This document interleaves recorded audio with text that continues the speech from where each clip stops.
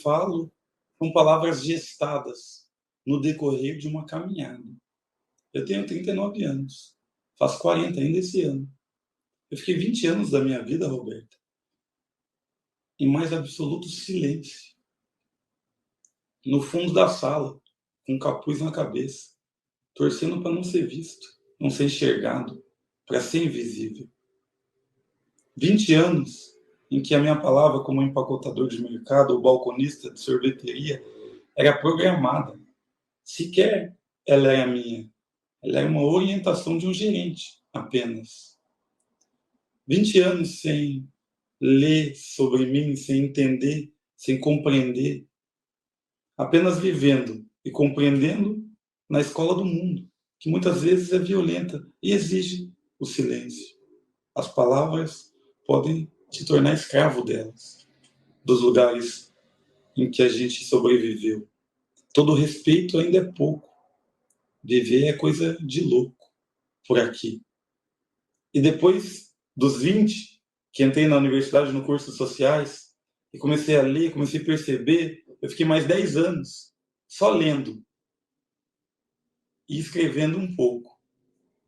E essa última década, essa quarta década, eu ando falando palavras que há muito tempo foram gestadas pelos pés, que carregam um corpo preto, que andaram em ruas de terra, que remontam ao sertão do Nordeste, da Paraíba, no momento que era o estado mais pobre do Brasil. Atravessei desertos e sou testemunha desses crimes que o Estado é capaz de cometer com a omissão ou permissão da sociedade. E como testemunho, eu trago uma verdade. Não que eu seja melhor ou pior, mas o meu testemunho é a minha verdade, do que eu vi, do que eu vivi. E essa verdade incomoda, porque é um espelho em que muita gente se vê nu frente a ele. E eu digo essa verdade como quem sobreviveu. Eu digo com a vontade de quem carrega o luto e não quer que o seu ente querido seja esquecido. Porque essa verdade ressuscita aqueles que morreram. Alista-os para a guerra do presente. Quando as mães de maio vão à praça e trazem o nome e o rosto dos seus filhos, é para lembrar, mas também para alistá-los naquela batalha. Porque quando o inimigo vence, não vence só nós, hoje, 2023. O inimigo vence os que, infelizmente, tiveram suas vidas desperdiçadas. O inimigo triunfa, marcha sobre os nossos crânios, dos nossos ancestrais. E quando nós vencemos, eles vencem com a gente. Isso é uma espécie de redenção. É o que me dá energia, motivação e a minha filosofia política. Muito bem, pessoal. Terça-feira, 22 de agosto, 7h04 da manhã, estamos começando o Desperta ICL. Este é o Renato Freitas. Quis começar o programa de hoje de um jeito um pouco diferente, né? Colocando esse trecho do vídeo do Renato, que foi entrevistado ontem pelo programa Sinapse, o programa que estreou ontem aqui no ICL, o programa da Robertinha e do César, que vai ao ar todos os dias às 7h30 da noite. Que baita trecho, né? O Renato Freitas, para quem não conhece, por favor, vejam o que ele anda fazendo, prestem atenção nesse cara. Esse cara é muito inteligente, fala comovente. Ontem assisti o programa, assisti a estreia do programa, aliás, o cenário tá todo muito bonito. O ICL Notícias, segunda edição, começa às 6 horas da tarde. Mudou o cenário também, tá diferente, então é uma reestreia e agora o ICL tem um programa novo e aí eu tava assistindo ontem e acabei vendo esse trecho emocionante, depoimento do Renato, né? Todo mundo parado, inclusive na redação, né? No estúdio do ICL, comentários que o pessoal ficou parado, todo mundo olhando isso, então eu quis trazer pra gente começar essa terça-feira um pouco mais esperançoso. É uma fala que carrega um sentimento muito bonito também, né? E mostra que a política pode ser também poesia em corações como o do Renato Freitas. Renato, parabéns, cara. Olha, eu fui dormir feliz ao ouvir isso ontem, né? mostra tem um lado triste, né, da história, mas tem um lado de esperança, como ele fala. Isso dá esperança para a política dele, dá esperança para muita gente. O Renato, que é um cara perseguido, né? Perseguido por ser quem ele é. Essa é a grande verdade, né? A gente já viu várias idas e vindas do Renato aí. Foi caçado em Curitiba quando era vereador por ter feito uma manifestação dentro de uma igreja, depois acabou conseguindo o mandato de volta e virou deputado federal, pro desgosto dos caras que caçaram ele. Aliás, fez mais votos somado do que a maioria das pessoas que votaram para tirar ele lá da Câmara de Vereadores de Curitiba, né? Então, tá aí, acompanhe. O ICL agora, aliás, tem falado sobre isso, né? Quando termina o Desperta aqui, vocês fiquem por aí, porque a manhã toda do ICL, ela é transmitida nesse mesmo link. Então, a gente começa aqui às 7 horas da manhã e vai até 11h30 da manhã. Temos vários programas na sequência. E no final da tarde, às 6 horas, ICL Notícias, segunda edição. E depois tem o Sinapse, que é esse programa que começou ontem. Aliás, o cenário muito bonito, gostei muito dessa tela, né? Desse modo de entrevistar. Esse ângulo de câmera também ficou muito próximo, ficou muito legal, mostrando a qualidade também da turma toda do ICL. Parabéns para todo mundo que produziu o cenário, que fez a iluminação, que fez a primeira transmissão ontem. Ficou demais. Quis começar o programa hoje com esse trecho para a gente já começar a terça-feira mais animado. Tudo bem com vocês? Tudo certo? Quem está chegando por aí já vai deixando o seu like. Inscreva-se no canal, estamos ao vivo em todos os canais do ICL, em todas as redes sociais e também no canal do Eduardo Moreira e também no canal do Leandro Demore. Estamos transmitindo o Desperta ICL também para a nossa rede, para a TVT em São Paulo e Grande São Paulo, TV aberta, né? Para a TV Quirumurê, na Bahia também, TV aberta, e para a Rádio Brasil Atual, nas ondas do seu radinho. Tudo bem com você, Jimmy? Tudo certo? Tudo certo. Fez assim, Jimmy. Beleza. Jimmy é um homem de poucas palavras, né? Apesar de flamenguista, é uma pessoa muito legal, né? Tá esperançoso para os jogos do Flamengo? Eu, Jimmy? Quando é que joga o Flamengo? Amanhã? Quando é que é? Domingo. Domingo? Mas quando é o jogo da Libertadores? Não tem mais. Não tem mais. É verdade. Eu tinha esquecido, Jimmy. Acontece, né, Jimmy? Acontece. Vocês vão se acostumar a jogar Libertadores. Vai ficar igual o Grêmio, vai acostumar, vai jogar vários. É normal, tem uns. Um abraço para todo mundo aí que tá assistindo o programa, que é torcedor do Flamengo também, né? Eu fico fazendo piada aqui, mas eu gosto muito de ver futebol e gosto muito de ver o Flamengo jogar. Já fui ver jogo do Flamengo, inclusive, que era Flamengo que o Grêmio não estava jogando. Fui ao Maracanã, morei muitos anos no Rio de Janeiro, fui ao Maracanã. Falei esses dias, né? Eu vi esse time do Flamengo em montagem, né? Vi o Vini Júnior jogar em 2019 ainda, antes de fechar tudo, né? Por causa da pandemia, né? E estava programado para ver a final no Maracanã também em 2020, que acabou não acontecendo. Então tá, né, Jimmy? Acontece, são coisas da vida, meu caro. Gente, vamos lá. Antes de mais nada, eu quero fazer um convite para vocês. Atenção, pessoal que mora em Porto Alegre. Na quinta-feira, essa quinta-feira, agora, tá?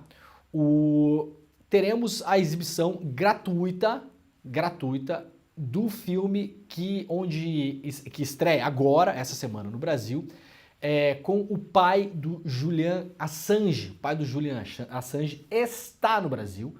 Tá? E aí o filme estreia essa semana. O senhor John Shipton, ele vem para o Brasil para lançar o filme. O nome do filme é Ítaca, a luta de Assange. Foi lançado em 2021, mas agora está começando a rodar os cinemas do Brasil. Está estreando em várias salas por aí. Prestem atenção, eu acho que Recife, Rio de Janeiro, Porto Alegre, Brasília também, São Paulo. Então fiquem de olho. Eu assisti ao filme ontem. Por quê? Porque eu estarei na quinta-feira em Porto Alegre, e já dou o serviço para vocês aqui, tá? Vai ser acho que lá no Cine Capitólio, né? Deixa eu ver aqui. 24 de agosto, será... Onde é que será aqui? Seria na Sala Redenção. Então atenção, quem está em Porto Alegre. O pai do Julian Assange estará em Porto Alegre no dia da exibição do filme, que será na quinta-feira, 24 de agosto, portanto, depois de amanhã, às 19 horas, na Sala Redenção, lá da Universidade Federal do Rio Grande do Sul, a URGS, tá? Então, estarei lá para fazer um cine-debate com o pai do Julian Assange, o John. Então, o John estará na cidade, a gente vai assistir o filme juntos. A entrada é gratuita, então se você quiser assistir ao filme e participar do debate depois, a gente vai abrir para perguntas também, vamos tentar fazer uma conversa com todo mundo que estiver lá.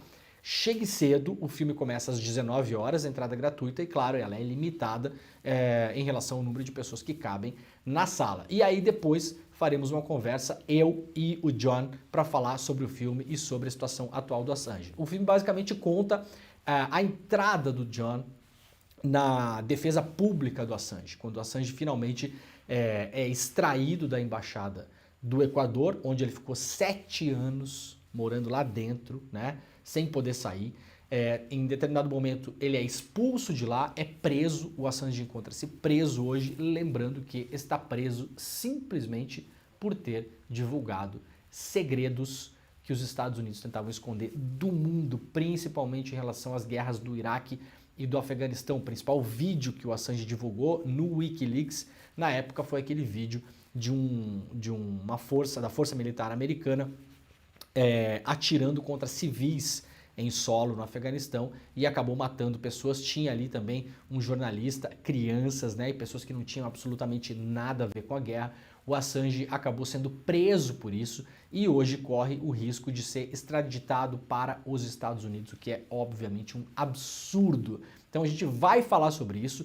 O John, que é o pai do Assange, entrou nessa luta para valer. Esse filme acompanha a rotina dele em Londres, que é onde o Assange está preso, e aí, claro, explica, esmiuça ali o caso Assange. Então, de novo, quinta-feira, conhecido também como depois de amanhã, às 19 horas, na Sala Redenção, em Porto Alegre, lá na URGS, estaremos conversando eu e o pai do Julian Assange, o John Shipton. Então, primeiro a gente assiste o filme juntos e depois a gente faz uma conversa com o John, tá bom? Eu, John e vocês. Então, espero vocês, quem puder também, espalha isso, manda essa mensagem para as pessoas que vocês conhecem, que moram em Porto Alegre ou próximo de Porto Alegre, que têm interesse na causa. Essa causa é muito importante e não tem a ver com Julian Assange, ela tem a ver com os jornalistas do mundo todo. É o primeiro caso na história dos Estados Unidos em que um jornalista e editor é acusado de ter publicado notícias, publicado fatos. Esse é o caso do Julian Assange. E caso ele seja extraditado para os Estados Unidos e condenado, isso vai impactar na imprensa no mundo todo. Porque daqui a pouco a gente está publicando alguma coisa aqui no Brasil, por exemplo, espionagem dos Estados Unidos em cima da Petrobras, que aconteceu, espionagem de uma empresa terceirizada que depois vendeu, isso está no filme inclusive, que depois vendeu os materiais para os Estados Unidos em cima da Dilma, em cima do Lula, né, em cima de outros chefes da América Latina, Cristina Kirchner, Rafael Correia.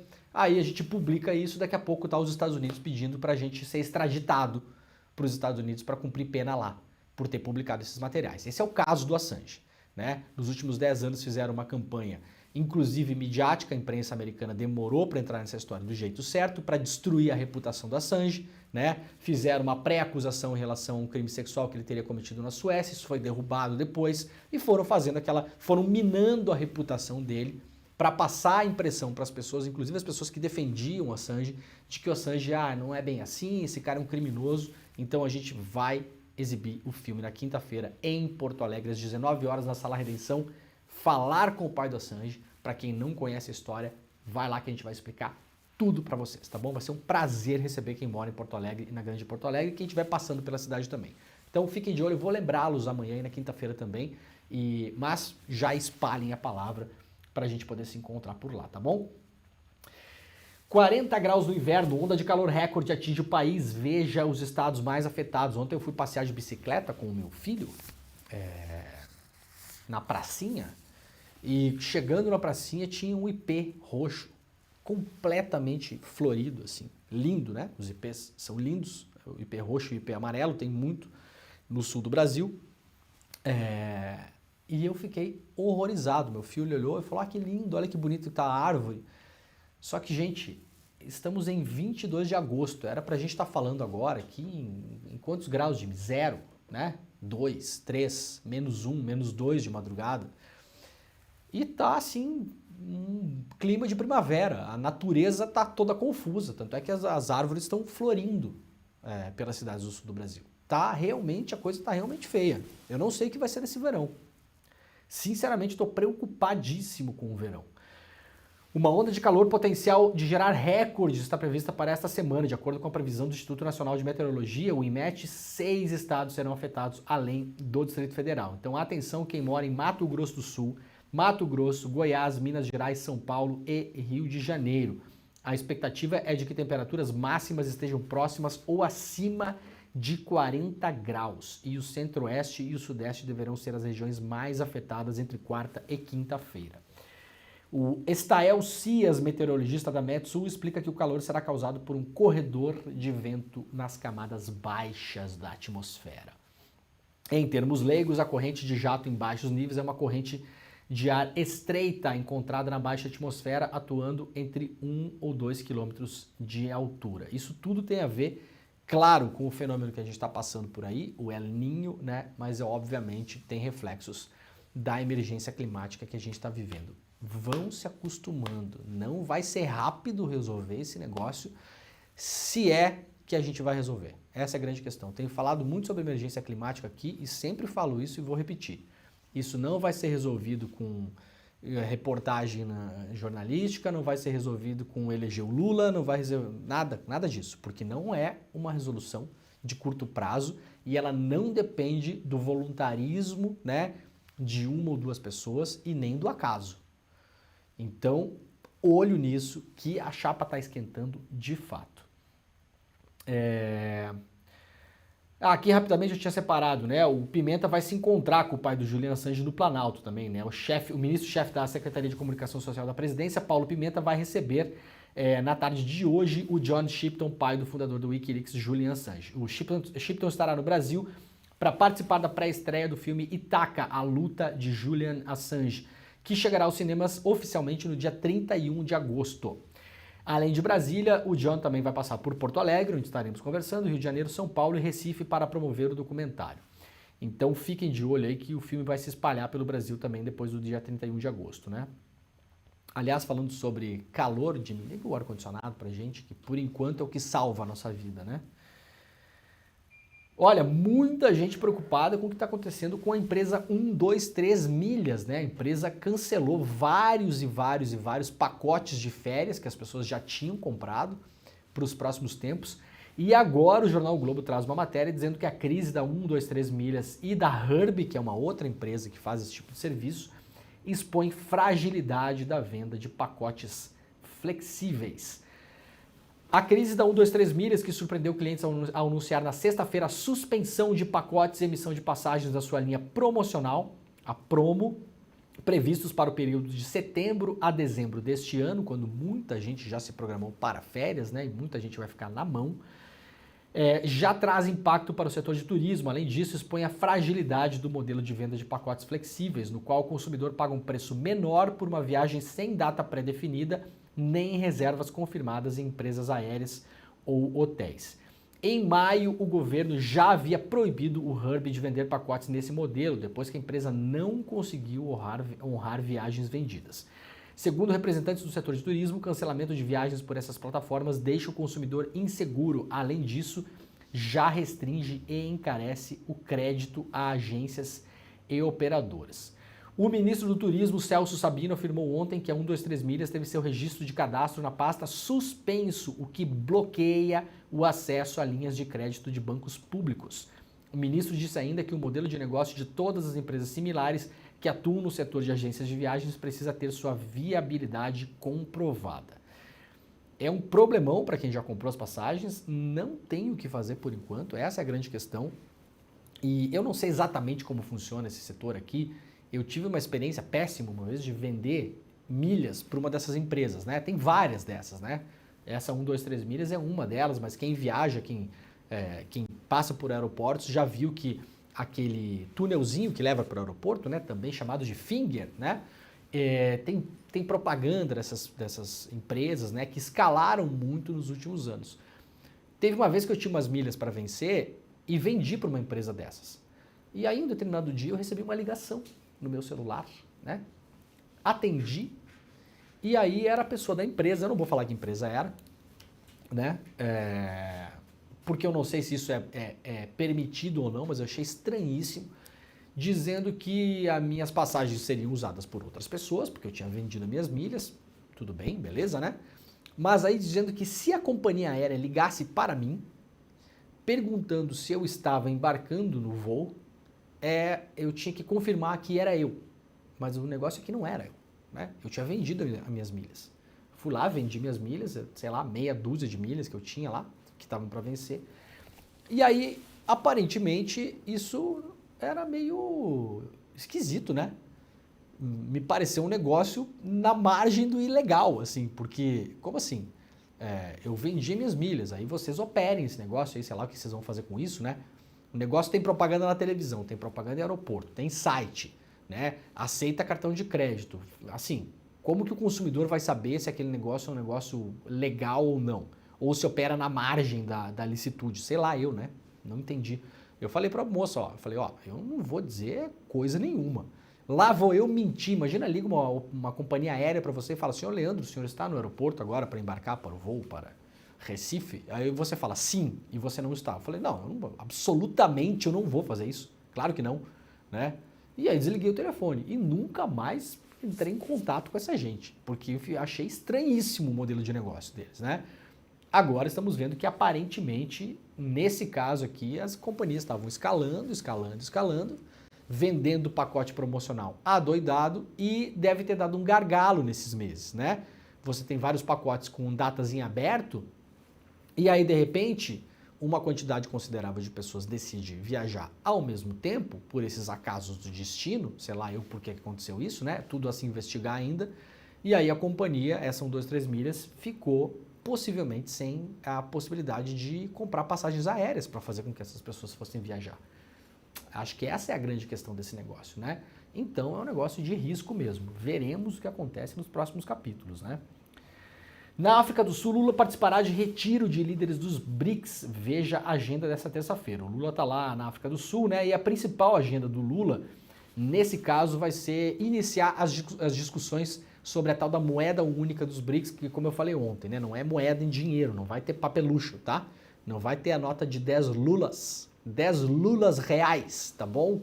Pessoal preocupado aí, né? Muita gente preocupada, né? O Paulo Guedes, quando era ministro da Economia, sugeriu que o Mercosul tivesse uma moeda única. Aí o pessoalzinho aquele achou o máximo, né? Depois, quando o Haddad falou a mesma coisa, o pessoalzinho aquele não gostou, né? Então a conveniência política, ela vai e vem também, né? Não é uma moeda, tá, gente? Não vai ter papel. É um índice. É um índice para negociar que vai ser criado para tentar driblar em muitas negociações o dólar. Como eu expliquei ontem, né? Para você negociar hoje no mundo todo, os países precisam negociar em dólar. Só que você não tem dólar moeda. Você não tem, né? O Banco Central da Argentina não tem dólares praticamente. Mas se tivesse, né? Se os tivesse, não seria necessariamente a moeda. Você precisa comprar títulos da dívida americana. Qual é a beleza disso tudo para os Estados Unidos? Todo mundo que vai negociar em dólares tem que ter títulos da dívida dos Estados Unidos, porque elas são a grande moeda, né? Elas são a garantia de que você tem um título na mão, que é um bom título, que vai ser pago, né? Não é um título podre, até hoje, né? Aliás, esses dias diminuíram a nota de crédito dos Estados Unidos, né? O Brasil vai virar a Venezuela. Não, vai virar os Estados Unidos. Não vai virar nada. Eventos adiados, né? Todos esses. Brasil virar Venezuela, adiado. Brasil virar Argentina, adiado, né? Dólar a 8, adiado também, todos, por enquanto. E aí você financia a economia americana, que as pessoas, né? Os países ficam comprando títulos da dívida dos Estados Unidos. É uma beleza, né? Por isso que os americanos, obviamente, estão esperneando em relação à criação dessas moedas ditas paralelas, podemos chamar assim, né? Não são paralelas, né? Paralela é uma coisa feia, né? Essas moedas alternativas, essas novas moedas que eventualmente serão criadas. Lula chega ao lado de Dilma para participar da cúpula dos BRICS na África do Sul, reporta hoje aqui a Folha de São Paulo. Aliás, a Folha mandou alguém para lá, Ricardo de la Coleta, mas não diz aqui se está na África do Sul ou não. Acho que não, né? Porque quando está, coloca-se... Ah, não, tá aqui sim. A Folha mandou o Ricardo de la Coleta, repórter, para Joanesburgo. Ao desembarcar em Joanesburgo, na cúpula dos BRICS, nessa segunda-feira, o presidente Lula tinha ao seu lado não só a primeira-dama, que o acompanha com frequência em suas viagens internacionais, mas também a ex-presidenta. Eu sempre gosto de fazer isso, né? A ex-presidenta Dilma Rousseff. Se a pessoa pediu para usar presidenta, e isso é aceito pela língua portuguesa, por que não usar? Eu tenho um negócio com isso. Parece birra, né? Qual o problema de usar presidenta? Se a pessoa pediu para que se usasse presidenta. Dilma Rousseff, né? Que volta por cima da Dilma, né? Que loucura, né? Tá a Dilma agora lá desembarcando do avião. Presidenta do Banco dos BRICS, né? Quem quer dinheiro? Né? A Dilma tá fazendo assim agora. Quem quer dinheiro? Quem? Deixa eu ver quem falou mal de mim aí. Você? Não, você não. Quem falou que o impeachment não era golpe? Você falou? Não, você não vai ganhar dinheiro. Claro que a Dilma não vai fazer isso, né? Mas tá muito boa esse arco narrativo da história da Dilma, né? Agora todo mundo que quer dinheiro dos BRICS vai ter que ir lá pra China, sentar na frente dela, falar, presidenta, tudo bem? Tudo jóia? Daí a Dilma vai falar, não, tudo jóia não, né? Tudo jóia tá com a família Bolsonaro. Que história, né? E aí, notícia de ontem também, no mesmo dia em que Dilma está desembarcando em Joanesburgo, na sua primeira grande viagem internacional, como presidenta do Banco dos BRICS, assim conhecido, né? O banco que ela comanda hoje. Notícia da Agência Brasil, que saiu ontem, o TRF-1, Tribunal Regional Federal 1, mantém arquivamento de ação contra Dilma Rousseff. Sabe que ação é essa aqui? Você tem ideia? Isso aqui não é uma ação qualquer, né? Eu acho que os colegas da Agência Brasil podiam até ter colocado no título. Isso aqui é a ação das pedaladas fiscais. A Dilma já tinha sido inocentada na primeira instância e agora o tribunal confirmou que as pedaladas fiscais não constituem crime. Aliás, pedaladas fiscais que foram devidamente, reforçadamente legalizadas logo depois que a Dilma foi tirada do poder, né? Pelo governo do senhor Michel Temer. Por unanimidade, o Tribunal Regional Federal da Primeira Região, sediado em Brasília, manteve nesta segunda-feira a decisão que arquivou uma ação de improbidade contra a ex-presidenta Dilma Rousseff sobre o caso das pedaladas fiscais. As acusações basearam o processo de impeachment de Dilma em 2016. A decisão também beneficia outras pessoas que entraram nesse caso, já que crime não é, né? Então, o Guido Mantega, o Aldemir Bendini e o Arno Augustin, e também o presidente na época do BNDES, Luciano Coutinho. A 10ª turma do TRF julgou uma apelação do Ministério Público Federal contra a decisão. Então a Dilma ganhou na primeira instância, o MPF foi lá e falou, não quero recorrer. E aí agora perderam de novo, né? Dilma e os demais integrantes do seu governo foram acusados pelo Ministério Público Federal de improbidade pelo suposto uso de bancos públicos para maquiar o resultado fiscal, atrasando por parte da União repasse de valores às instituições, o que ficou conhecido na época como pedaladas fiscais. No processo que tramitou em Brasília, Dilma e Mantega foram excluídos do processo. Em seguida, o processo contra os demais acusados também foi arquivado sem resolução de mérito, ou seja, não foi analisado por falta de fundamentação das acusações. Na sessão desta tarde, o colegiado do TRF julgou a apelação do MPF contra o arquivamento em primeira instância. Por 3-0, ou seja, por unanimidade no TRF, a turma manteve o arquivamento. Durante a sessão, o advogado Eduardo Lasmar, representante de Dilma, reiterou que a ex-presidente não participou das operações dos bancos. O Ministério Público não conseguiu imputar uma conduta à então presidenta da República, muito pelo contrário. Ora diz que não sabia, diz que sabia, diz que ela deveria saber, diz que deveria ter confrontado seus ministros. Não há nenhuma descrição de dolo. Então, primeiro jogaram o país no caos, com o impeachment da Dilma, que foi o que aconteceu, né? De 2016 para cá. Nada foi como antes, essa é a grande verdade. Uma vingança política na época, basicamente isso que aconteceu, como vimos. Vocês são muito exagerados de chamar de golpe. Será que já dá para chamar de golpe, né?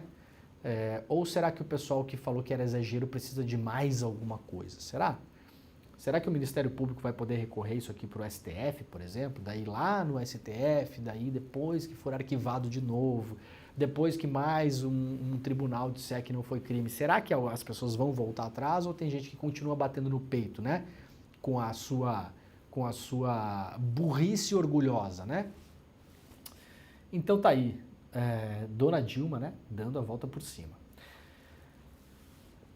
Hacker Delgatti é condenado a 20 anos de prisão por invasão de contas da Lava Jato.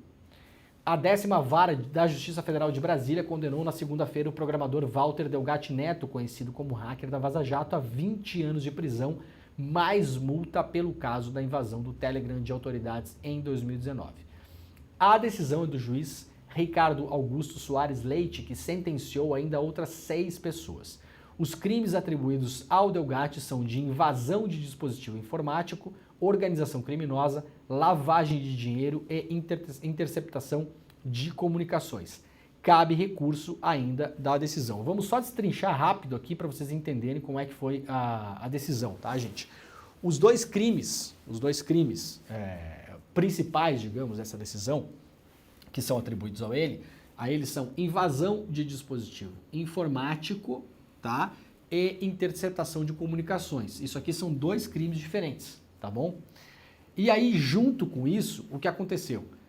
O Ministério Público, na ação penal que moveu contra o Delgatti, e o juiz aceitou isso, colocou também organização criminosa, porque chegaram à conclusão que eles agiram em várias pessoas para cometer esses crimes.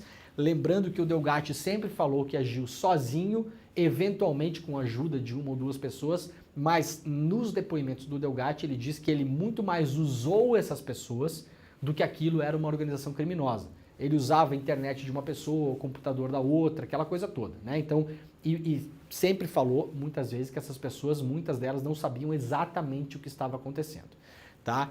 Só que, para a acusação, você colocar várias pessoas no processo e condená-las, você consegue tipificar como organização criminosa. Esse é um dos grandes debates que está colocado nesse caso. E a lavagem de dinheiro também é um crime, para quem não sabe, né, e ninguém é obrigado a saber, a lavagem de dinheiro é um crime que não existe sozinho. Você não pode ser condenado só por lavagem de dinheiro. Tem que ter um crime que gera lavagem, né? Então você não tem como lavar dinheiro se você não cometeu um crime antes, se você não produziu dinheiro sujo para ser lavado. Capito? Beleza? Então assim, eu li a decisão ontem, tá? Eu vou esperar os comentários que possivelmente teremos no ICL Notícias primeira edição hoje. Gostaria muito de ouvir o comentário de juristas de fato, que não é o meu caso, obviamente, né? Eu conheço esse caso aqui, mas eu não sou um especialista. Mas eu vou colocar algumas coisas aqui. Primeiro, os crimes de invasão de dispositivo informático e interceptação de comunicações, isso aí, no máximo, a pessoa pegaria 3, 4 anos de cadeia, tá? Máximo. São crimes de menor potencial ofensivo. Vocês imaginem alguém que vai ficar preso por 20 anos, se essa decisão não for reformada, né? E depois, claro, talvez não fique os 20 anos preso, mas uma condenação de 20 anos, em regime fechado, inicialmente fechado, por ter invadido os celulares. Como exemplo, ontem, nas redes sociais, as pessoas falaram, por exemplo, que o assassino da Daniela Pérez pegou 19 anos. Então a gente está falando de uma pena, que é uma pena comparável a pessoas que cometeram crimes hediondos. Assassinato, né? Estupro. Isso é uma pena de 20 anos. De início, me parece absurda a tal da dosimetria da pena. Por que é que ela foi inflada desse jeito na decisão, tá bom?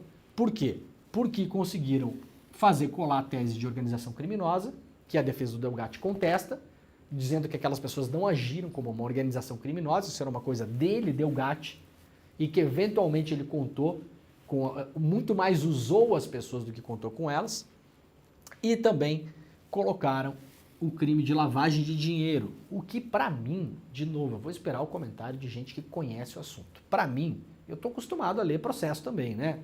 Basicamente, a parte da minha rotina também é ler processo. Ler inquérito, ler decisão da justiça, né? Eu não entendi por que entrou lavagem de dinheiro, sabe por quê? Porque o juiz fala o seguinte, o Delgatti, inicialmente, tinha a ideia de vender as mensagens da Lava Jato. Ele tinha essa ideia.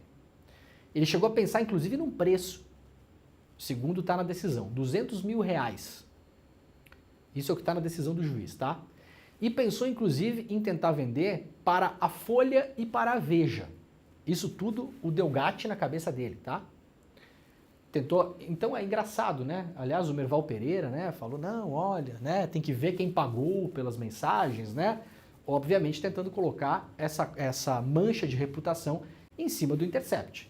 O Merval, na decisão do juiz, os possíveis compradores na cabeça do Delgatti, tá, gente? Porque isso não aconteceu, isso está na decisão do juiz também. Seriam a Folha e a Veja, não o Intercept. Então, Merval, hoje você pode comentar lá na Globo News esse pedaço da história, já que lhe interessou tanto, né, por uma correção jornalística mesmo, já que interessou tanto ao Merval Pereira o fato de que eventualmente alguém teria pago pelas mensagens, eu acho que por uma questão ética, o Merval tem que pegar a decisão hoje e fazer o que eu fiz ontem. Primeiro, ler a decisão, né? Nós já sabemos que o Merval não sabe escrever. O único cara que não sabe escrever está na Academia Brasileira de Letras, o único cara que não sabe fazer jornalismo e trabalha como jornalista. Agora, ler, eu acho que ele sabe. Então, Merval, leia a decisão e por uma questão ética, você vá ao ar hoje na Globo News e fale, olha só, o Delgatti queria, realmente o Delgatti queria vender as mensagens, né? O que eu falei não era fora de propósito. Para quem ele pensou em vender, Merval? Para a Folha e para a Veja. Vamos ver se o senhor tem coragem de falar Folha e Veja. Folha e Veja no programa da Globo News hoje. Quero ver. Quero ver onde é que está o peito para bater e falar. Não, olha só, ele pensou vender, ele queria vender por R$200 mil. É, para quem? Ah, na cabeça dele, quem poderia comprar era Folha e Veja. Né? Se fosse o Intercept, o cara ia falar fácil, né? Folha e Veja, acho que não vai sair da boca não, né, Merval? Essa coragem o senhor não vai ter não, né? Achou que ia ser mole comprar essa briga, né, Merval? Se deu malzão demais. Bom, essa venda não aconteceu, o próprio juiz fala diante da resistência de jornalistas de comprarem esse tipo de material. Gente, até pode ter no Brasil, e aí eu vou colocar entre aspas, jornalista que compra e vende coisa, tá? Tá? E a gente sabe por boatos de orelhada que eventualmente pode ter. Agora, você não vai lá chegar, bater na porta da Folha, vender material. Isso não vai acontecer, tá bom? Não tenho essa ilusão. Na Veja também não vai acontecer. Tanto é que o Delgatti não teve sucesso nisso e o próprio juiz fala, então ele entrou em contato, passou a buscar um jornalista para passar esse material. E esse material foi passado sem dinheiro, de graça. Então, eu não entendi exatamente onde entra a lavagem de dinheiro. Se o Delgatti não vendeu esse material, é a lavagem de dinheiro em relação ao quê? Aí o juiz fala que foram encontrados dinheiros nas contas do Delgatti e de outras pessoas, né? Que tinha ali um esquema para depositar em várias outras contas para fazer ocultação de dinheiro. Só que ele cita essa grana do grupo de crimes que eles teriam cometido no passado, que eram crimes de estelionato. Que aparentemente, ou a decisão está escrita de modo muito confuso, ou realmente eu não entendi.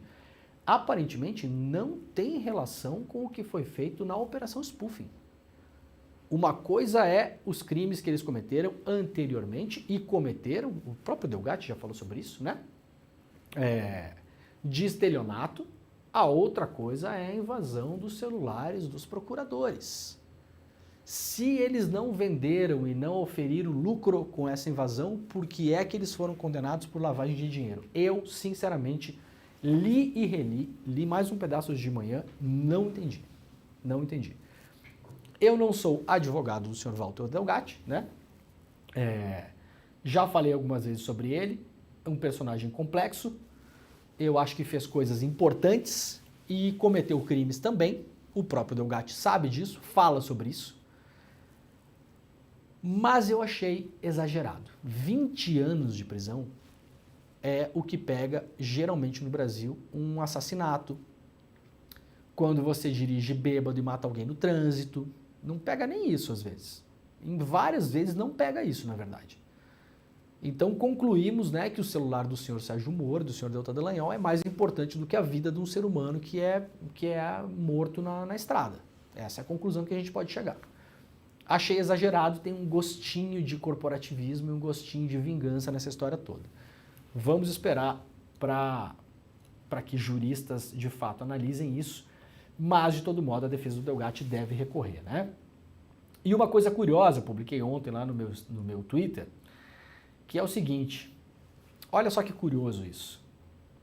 É mais uma curiosidade mesmo, né? Mas mostra um pouco como as coisas andaram no Brasil nos últimos tempos. Quando o Sérgio Moro grampeou de modo ilegal, e isso não é a minha opinião, isso foi o que disse o Supremo Tribunal Federal. O Sérgio Moro grampeou de modo ilegal e vazou a conversa de modo ilegal de uma pessoa com prerrogativa de foro, o que ele não poderia fazer. Essa pessoa simplesmente era a presidenta da República, a Dilma. Então o Moro foi lá, grampeou a Dilma, não poderia ter grampeado a Dilma, estava fora do horário de grampo, inclusive, mesmo que fosse uma pessoa que ele pudesse grampear, ele já não podia mais, porque não estava mais no horário. A conversa aconteceu fora do horário em que a autorização para o grampo já tinha se encerrado e ainda divulgou aquelas mensagens na época. Se eu não me engano, inclusive para a Globo News, né? Para a Globo News. Aí, o Moro, a grande discussão na época seria que o Moro deveria ser acusado, formalmente, por ter violado o artigo 10 da Lei 9.269 de 1996, a Lei das Interceptações Telefônicas. O Moro, na época, foi defendido pela imprensa comercial, por todos os puxa-sacos do mundo, pela Ordem dos Advogados do Brasil, pela Associação Nacional dos Juízes, a AJUF, né? É a AJUF que fala, né? A Associação dos Juízes Federais do Brasil, enfim. E aí o Moro foi ao STF, o Fachin, né? O Edson Fachin falou, pois é, não foi legal o que você fez. O Moro pediu escusas, que foi a piada que o Delgatti fez na CPI, aliás, na semana passada, né? O Moro pediu escusas e ficou tudo por isso mesmo. Qual é a grande curiosidade? O Delgatti, condenado a 20 anos de prisão, entre os principais crimes que pesam sobre ele, está exatamente o mesmíssimo artigo 10 da mesmíssima Lei 9.269 de 1996. O artigo do qual o Moro se livrou, Delgatti não conseguiu escapar. Curioso, né? Muita gente acha que quem deveria estar preso nesse momento não é o Delgatti, né? Muita gente acha, eventualmente, que quem deveria estar preso nesse momento é o Delgatti também, por eventualmente ter cometido os crimes que cometeu, mas também outras pessoas. Por exemplo, o senhor Sérgio Moro. Então, a uns uma coisa, a outros outra coisa, né? A uns uma passadinha de mão na cabeça, um pedido de escusas, ao outro 20 anos de prisão. Me soa estranho, né? Para lembrar, o áudio que o Moro soltou na época era o áudio do Bessias, lembram? O áudio do Bessias. Soltou um áudio dizendo que o presidente, na época o ex-presidente Lula, estava ali tentando operar para virar ministro da Dilma para escapar à lei. Essa foi a história que o Moro contou. Qual é o grande problema disso? Depois, com as revelações da Vaza Jato, das conversas que foram extraídas dos celulares dos procuradores pelo Delgatti, nós soubemos que o Moro tinha à sua disposição 22 áudios, 22 conversas do Lula com outras pessoas e liberou uma só. Qual o problema disso? Se ele liberasse as outras 21, veríamos que o Lula, na verdade, não estava operando para virar ministro da Dilma, na verdade, estava relutando a ideia. E a história toda era que o Lula estava tentando salvar o governo Dilma. Como sabemos disso? Porque nós confirmamos com pessoas que falaram com o Lula na época, inclusive o Michel Temer. Michel Temer falou, sim, tive esta conversa com o Lula na época. E nós falamos, presidente, essa conversa foi grampeada pelo Moro e o Temer não sabia.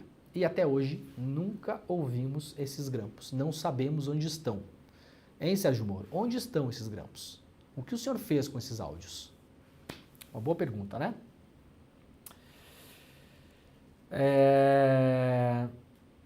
O STF tornou a Carla Zambelli ré após perseguição com arma de fogo, né? A pistoleira dos Jardins, aquela cena dantesca, né?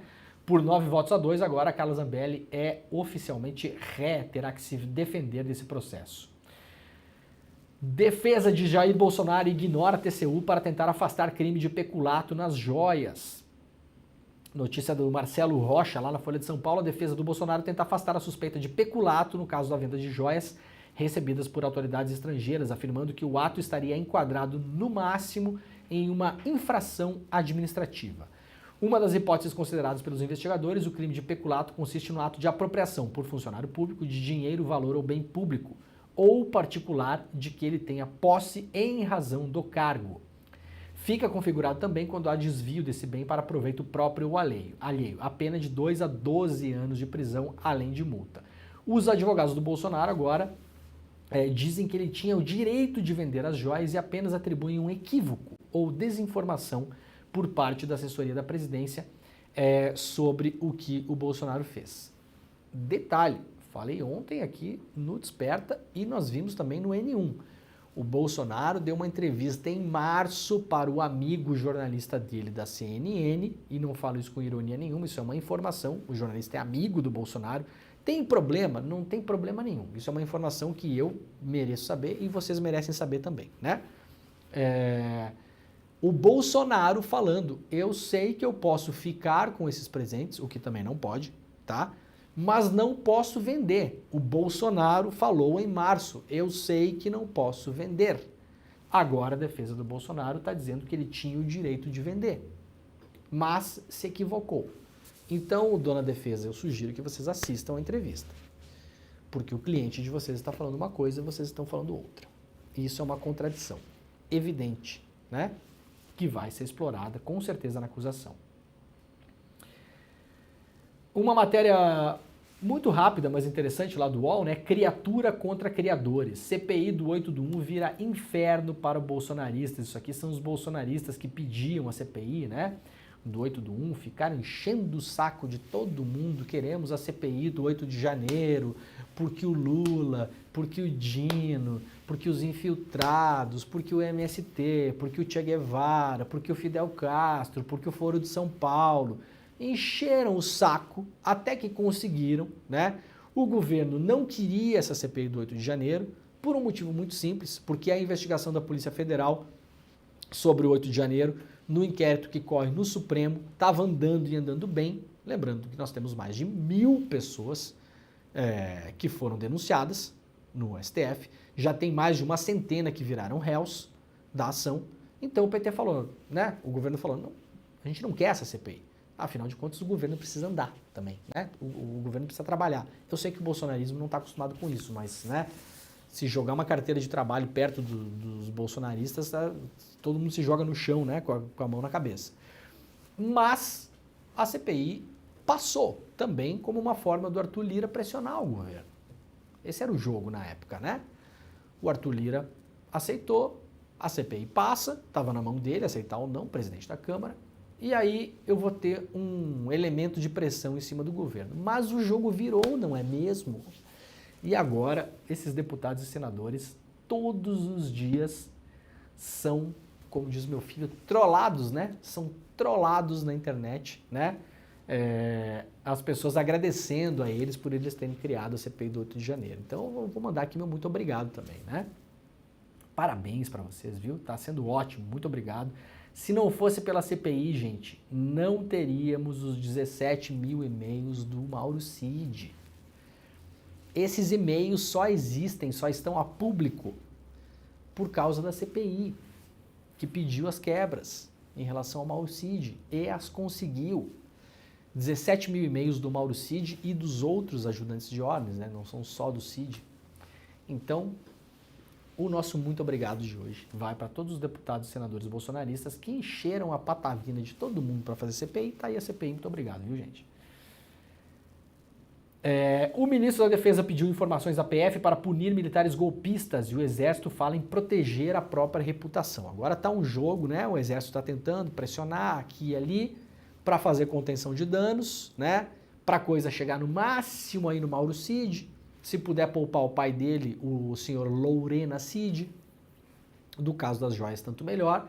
E também tem todo o outro caso, denunciado pelo Delgatti, de que ele foi 5 vezes no Ministério da Defesa, falou com militares, isso tem envolvimento do ex-ministro da Defesa, tem envolvimento do ex-comandante do Exército, né? Então agora a caserna está se organizando, inclusive mandando mensagens em off para a imprensa todo dia, né? Ai, manda um off aqui, manda um off lá. Tem jornalista que gosta de ser pombo correio de milico, né? Eu nunca vi coisa igual, né? Alto comando está preocupado. Quem é alto comando? Quem? Quantos generais tem no alto comando? 15? Os 15 estão falando a mesma coisa? Então por que eles não falam publicamente isso? Essas pessoas não têm boca? Não têm rosto? Se o alto comando quer falar alguma coisa, então fala alto comando. Faça uma nota pública. Chama uma coletiva de imprensa. Enfrente a sociedade civil. Vocês militares estão com medo de enfrentar a sociedade civil, é isso? Ou vocês só sabem enfrentar a sociedade civil, como disse muito bem Chico Pinheiro ontem, no ICL Notícias, segunda edição, quando é para fazer o que fizeram em Canudos? Né? Bombardeando e metralhando as pessoas lá. É só assim? Ou como fizeram a partir de 64? Torturando civis, matando civis, desaparecendo com civis. É só assim que você sabe enfrentar? No debate democrático vocês não sabem? E vocês têm que mandar recadinho por jornalista? E o ministro da Defesa, né, o José Múcio, vamos combinar, né? Agora ele pediu para a PF, se a PF tem informações sobre quem teria encontrado o Delgatti no Ministério da Defesa. Ô Múcio, a Folha já conhece 2. A Folha, em uma semana de investigação, já falou com 2 militares que encontraram o Delgatti no Ministério da Defesa, né? Tudo bem que a Folha tem repórteres competentíssimos. Agora, a Folha já descobriu 2. O senhor que está dentro da estrutura do ministério, que foi o ministério que menos de um ano atrás recebeu o Delgatti, o senhor está pedindo informação, o senhor está ligando para o Disque Amizade para pedir informação? Por favor, né?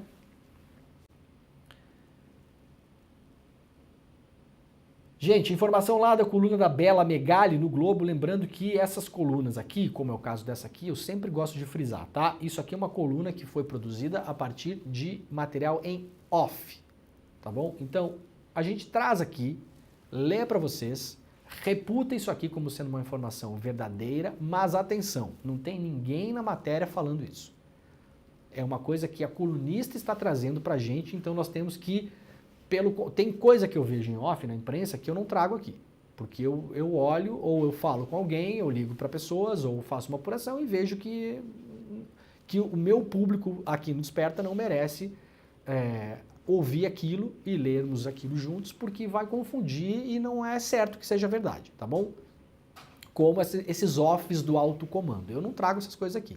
E se trago é para botar de um modo crítico, tá? Isso aqui faz sentido, né? Não precisaríamos nem do PL estar falando isso. É óbvio que qualquer ser humano que respire no mundo hoje e conheça o caso Bolsonaro, trabalha com a possibilidade do Bolsonaro ser preso e estar preso nas eleições do ano que vem.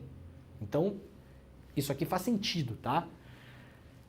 O partido do Bolsonaro já trabalha com o cenário de Bolsonaro preso e fora de campo das eleições de 2024. Bom, fora de campo já está porque já está inelegível, né? O avanço das investigações da Polícia Federal sobre Jair Bolsonaro fez com que o PL colocasse no radar a possibilidade de não ter o ex-presidente em campo nas eleições de 2024. O presidente do partido, Valdemar da Costa Neto, tem deixado claro que seu plano é usar o Bolsonaro como principal cabo eleitoral para aumentar o número de prefeituras da legenda.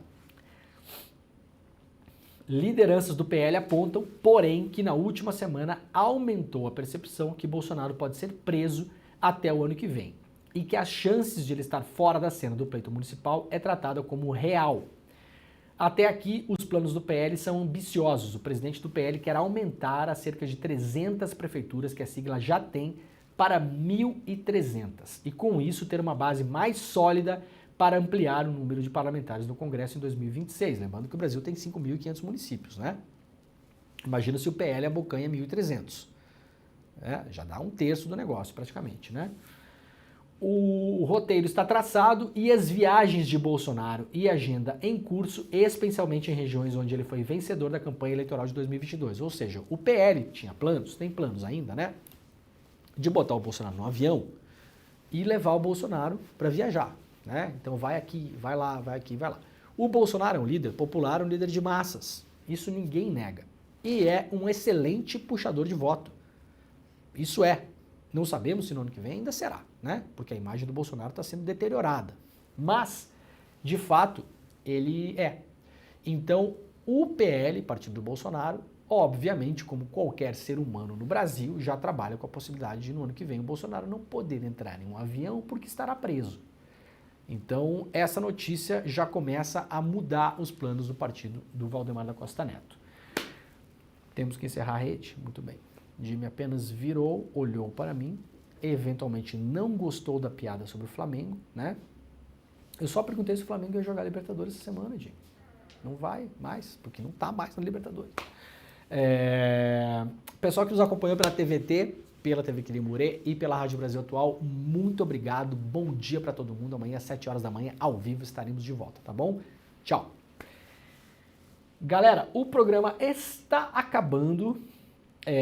Fiquem por aí porque vai começar daqui a 2 minutos o ICL Notícias primeira edição, fazendo o convite para quem não pegou no começo do programa, esta semana, na quinta-feira, às 19 horas, na Sala de Cinema Redenção, lá da Universidade Federal do Rio Grande do Sul, o pai do Julian Assange, o senhor John Shipton, estará em Porto Alegre, estará na sessão de pré-estreia do filme A Luta de Julian Assange. No final do filme, então assim, entrada gratuita, primeira coisa, entrada gratuita, Sala Redenção da Universidade Federal do Rio Grande do Sul. O filme começa às 19 horas, então chega mais cedo porque se a sala lotar, você vai ficar de fora, né? Entrada gratuita limitada ao número de lugares da sala. Assistiremos o filme juntos, eu estarei lá, e no final vai ter um bate-papo, e aí eu vou conversar com o John Shipton, o pai do Assange, e claro, vamos abrir para perguntas da plateia também. Então, se você mora em Porto Alegre, na Grande Porto Alegre, está passando por Porto Alegre, conhece pessoas que moram na cidade, que estão na cidade, convide as pessoas para assistirem o filme conosco na quinta-feira, dia 24, portanto, próxima quinta-feira, conhecido também como depois de amanhã. Muito obrigado a todo mundo que esteve por aí hoje, muito obrigado pela audiência, muito obrigado pela parceria nos comentários, pelos likes. Nós voltaremos amanhã, às 7 horas da manhã, ao vivo, e agora o ICL Notícias primeira edição está começando neste mesmo link, então você não precisa mexer o seu mouse, não feche a janela, não se mova, apenas respire, tá bom? Um beijo para todo mundo e tchau.